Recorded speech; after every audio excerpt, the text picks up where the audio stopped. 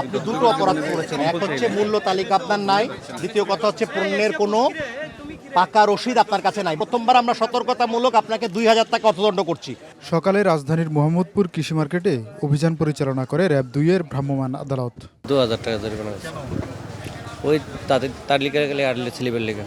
আগে আসলে অভিযান হয়নি, এর জন্য ঝুলানো হয়। মূল্য তালিকা টাঙিয়ে না রাখা, পাইকারি ক্রয়ের বৈধ কাগজপত্র দেখাতে ব্যর্থ হওয়া এবং অতিরিক্ত দামে পণ্য বিক্রির অভিযোগে বিভিন্ন দোকানিকে জরিমানা করা হয়। যারা বাজারে সিন্ডিকেট করেন, সিন্ডিকেটের মাধ্যমে মজুতদারির মাধ্যমে কৃত্রিম সংকট তৈরি করে পণ্যের দাম বৃদ্ধি করে অবৈধভাবে মুনাফা অর্জন করে, তাদের বিরুদ্ধে আমাদের এই অভিযান। বিকাশ পেমেন্টে 10,000 টাকার বেশি অফার, শপিং চলছে তো। এই অভিযানে মোট 14টি প্রতিষ্ঠানকে 51,000 টাকা জরিমানা করা হয়। পণ্যের দাম, ওজন, মেয়াদ এবং উৎপাদনের তারিখ উল্লেখ করা ছিল না। এছাড়াও কিছু দোকানে আমরা একেবারে অস্বাস্থ্যকর পরিবেশে ভেজাল খাদ্যদ্রব্য তাদেরকে বিক্রি করতে দেখেছি।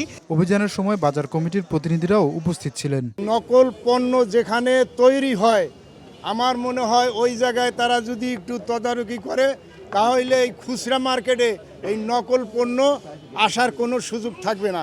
বাজারে শৃঙ্খলা ফেরাতে এ ধরনের অভিযান অব্যাহত রাখার দাবি ক্রেতাদের। তোফাজ্জল হোসাইন, সময় সংবাদ, ঢাকা।